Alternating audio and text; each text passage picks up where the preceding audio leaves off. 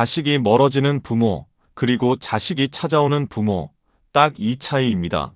여러분, 마지막으로 자식에게 전화한 게 언제인가요?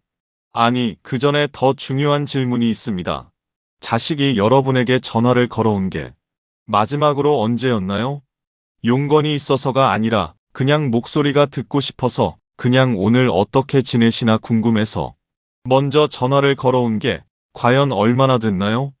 이 질문 앞에서 선뜻 대답이 나오지 않는다면 오늘 이 영상은 당신을 위한 것입니다.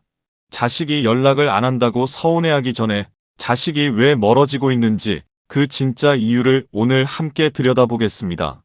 그리고 이 영상이 끝날 때쯤 여러분은 이런 생각을 하게 될 겁니다. 아, 내가 그걸 바꾸면 되는구나.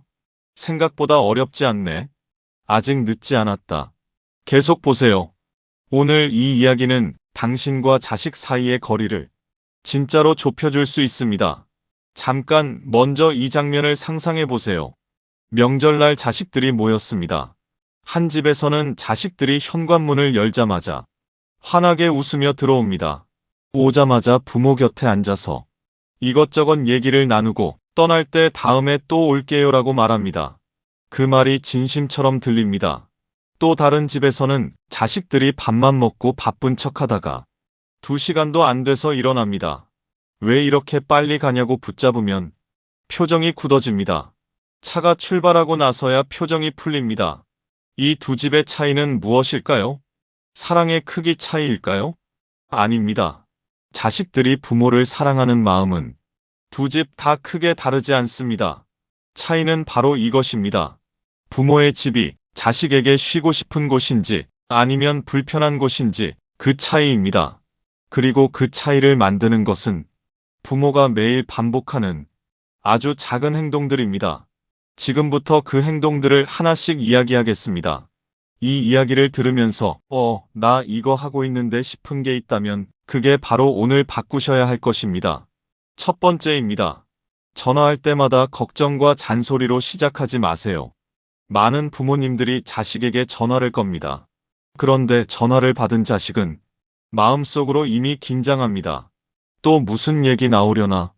밥은 먹냐? 결혼은 언제 하냐? 돈은 모으고 있냐? 건강은 챙기냐? 이 질문들이 나쁜 게 아닙니다.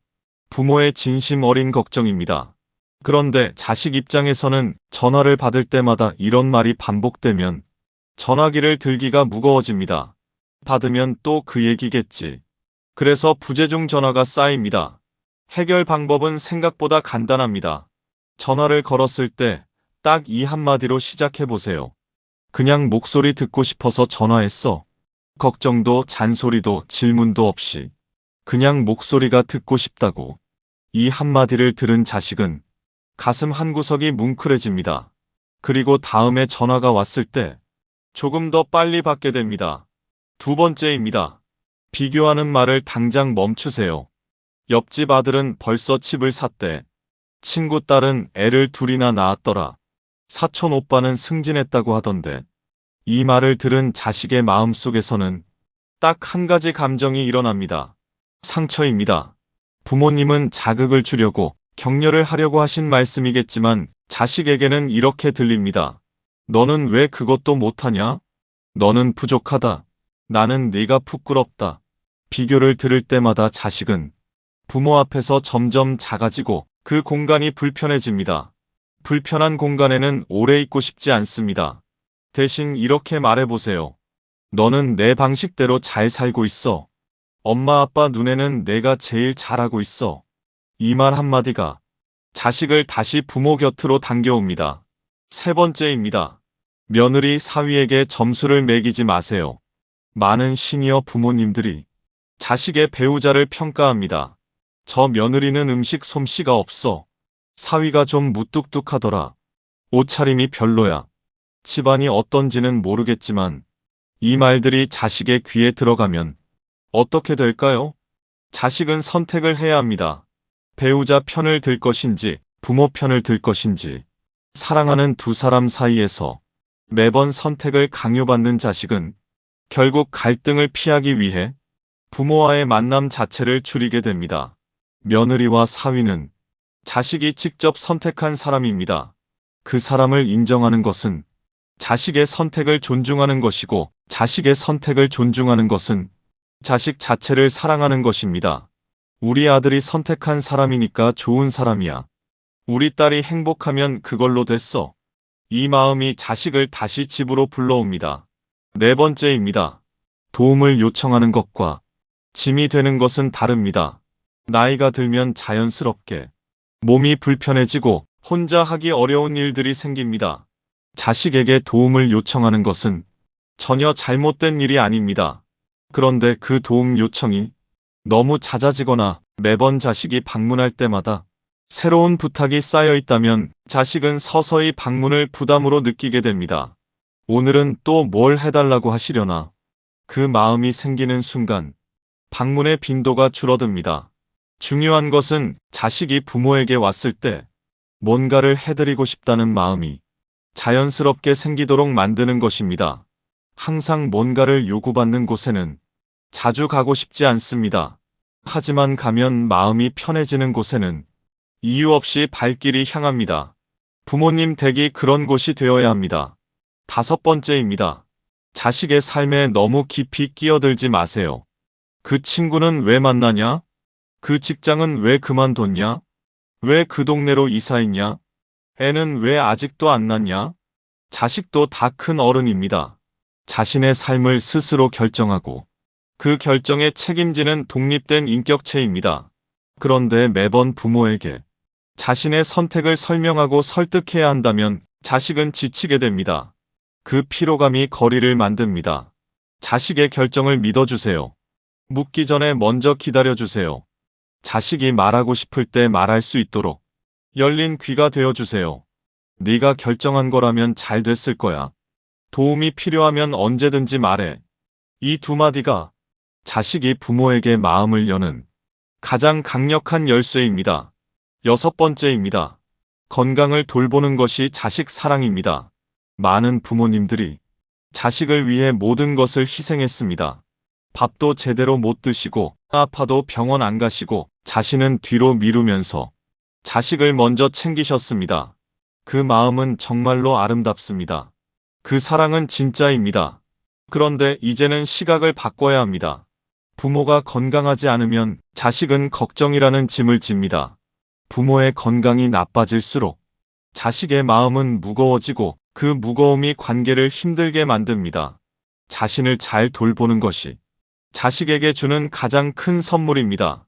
제때 병원 가고 좋은 것 드시고 몸을 움직이고 취미를 즐기며 사는 부모님을 보면 자식은 안심합니다. 안심이 되는 곳에 자주 가게 됩니다. 일곱 번째입니다. 돈 이야기를 무기처럼 쓰지 마세요. 내가 너 키우느라 얼마나 썼는데, 그 대학 보내려고 얼마를 빌렸는데, 다 너 때문에 이렇게 살잖아. 이런 말은 설령 사실이라 해도 자식의 가슴에 칼처럼 꽂힙니다. 사랑으로 한 일을 나중에 빚으로 돌리는 순간 자식은 부모와의 관계를 부채 관계로 느끼기 시작합니다. 부채 관계가 된 사이에는 따뜻함이 자라지 않습니다. 자식에게 해준 것은 사랑이었기 때문에 한 것입니다. 그 사랑에 청구서를 달지 마세요. 대가 없이 준 사랑만이 대가 없는 사랑으로 돌아옵니다. 여덟 번째입니다. 자식의 성공을 진심으로 기뻐해 주세요. 이게 당연한 것 같지만 생각보다 어려운 부모님들이 많습니다. 자식이 잘 되면 기쁜데 동시에 섭섭한 마음이 생기기도 합니다.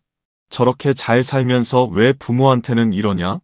저렇게 돈을 버는데 왜 용돈은 안 주냐? 저렇게 바쁘다더니 여행은 다 가네. 이 마음이 표정에 드러나면 자식은 느낍니다.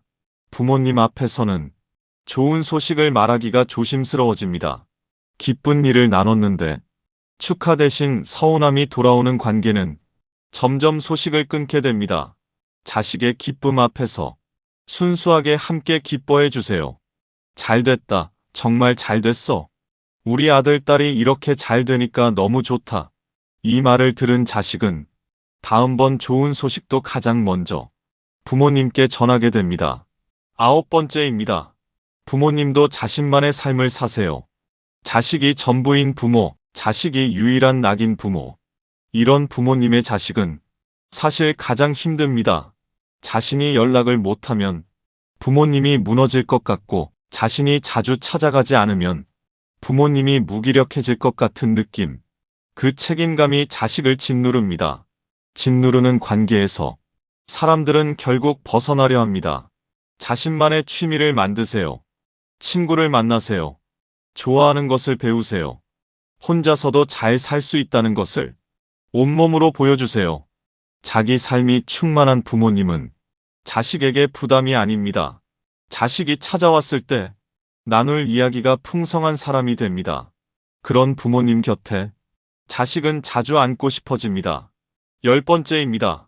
미안하다, 고맙다, 사랑한다. 이 세 마디를 아끼지 마세요. 우리나라 부모님 세대는 이 말에 익숙하지 않습니다. 마음속으로는 미안하고, 마음속으로는 고맙고, 마음속으로는 사랑하지만 그 말이 목 끝까지 올라오다가 결국 나오지 못하고 맙니다. 말 안 해도 알겠지. 행동으로 보여줬으니까 됐지. 하지만 자식은 그 말이 필요합니다. 어른이 되어도 부모에게서 듣고 싶은 말이 있습니다. 미안해. 그때 내가 잘못했어. 고마워. 네가 있어서 행복했어. 사랑해. 태어나줘서 고마워. 이 말들은 마음속에만 있으면 자식에게 닿지 않습니다. 소리로 나와야 자식의 가슴에 가닿습니다. 오늘 당장은 어색할 수 있습니다. 처음에는 목소리가 떨릴 수 있습니다. 그래도 괜찮습니다. 어색하게 말해도 자식은 압니다. 부모님이 얼마나 큰 용기를 내서 그 말을 꺼냈는지. 그 용기 앞에서 자식은 눈물을 참지 못합니다. 11번째입니다. 과거를 붙잡고 살지 마세요. 내가 어릴 때 얼마나 힘들었는지 알아? 그 시절에는 이렇게 사는 게 다 힘들었어. 나는 이렇게 살았는데 너희는 참 좋겠다. 과거의 고생을 나누는 것 자체는 나쁘지 않습니다. 하지만 그 이야기가 매번 반복되고 현재의 자식을 평가하는 기준이 되면 자식은 지치게 됩니다.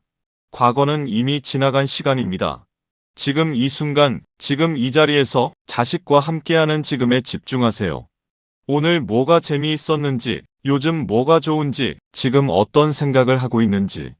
현재를 이야기하는 부모님과의 대화는 자식에게도 살아있는 대화가 됩니다. 살아있는 대화가 있는 곳에 자식은 다시 오고 싶어집니다. 12번째입니다. 작은 것에도 관심을 보여주세요. 자식이 좋아하는 음식, 자식이 요즘 즐기는 것, 자식의 아이가 요즘 배운 것, 이 작은 것들을 기억하고 다음에 만났을 때 물어봐 주세요. 지난번에 배운다고 했던 거 잘 되고 있어? 저번에 좋아한다고 했던 거 사줬어? 아이가 그거 배운다고 했는데 잘하고 있어? 이 작은 관심이 자식에게는 엄청난 메시지로 전달됩니다. 부모님이 내 이야기를 기억하고 계시는구나. 나를 정말로 귀하게 여기시는구나. 기억받는 느낌을 주는 사람 곁에 사람들은 머물고 싶어 합니다. 이제 정리를 해드리겠습니다. 지금까지 12가지 이야기를 드렸습니다. 잔소리와 걱정을 줄이고 비교하는 말을 멈추고 며느리와 사위를 인정하고 부탁을 부담이 되지 않게 하고 자식의 삶을 믿어주고 자신의 건강을 챙기고 돈을 무기로 쓰지 않고 자식의 성공을 함께 기뻐하고 자신만의 삶을 살고 미안하다 고맙다 사랑한다고 말하고 과거보다 현재에 집중하고 작은 것에 관심을 기울이는 것. 이 12가지입니다. 어렵게 느껴지셨나요? 사실 이 모든 것은 딱 하나로 요약됩니다. 자식을 소유하려 하지 말고 사랑하려고 하세요. 소유는 자식을 멀어지게 합니다. 사랑은 자식을 다가오게 합니다. 부모님, 자식이 연락을 자주 안 하는 데는 이유가 있습니다. 그 이유가 자식의 잘못이 아닐 수 있습니다. 오늘 이 영상에서 들으신 것 중에 나 이거 하고 있는데 싶은 게 있다면 그것부터 한 가지씩 바꿔나가 보세요. 변화는 거창하지 않아도 됩니다. 오늘 자식에게 전화를 걸어서 딱 이 한마디만 해보세요. 그냥 목소리 듣고 싶어서 전화했어. 그 한마디가 자식과의 거리를 조금씩 좁히기 시작할 것입니다. 관계는 언제나 바꿀 수 있습니다. 너무 늦은 때는 없습니다. 오늘 이 순간부터 조금씩 달라지면 됩니다. 자식이 찾아오는 부모가 되는 것, 생각보다 멀리 있지 않습니다. 당신 안에 이미 그 힘이 있습니다. 오늘도 내일도 당신의 노후가 따뜻하고 품격 있기를 진심으로 응원합니다. 이 영상이 도움이 되셨다면 좋아요와 구독으로 응원해주세요. 댓글로 오늘 느낀 점을 나눠주시면 더 좋은 이야기로 찾아오겠습니다.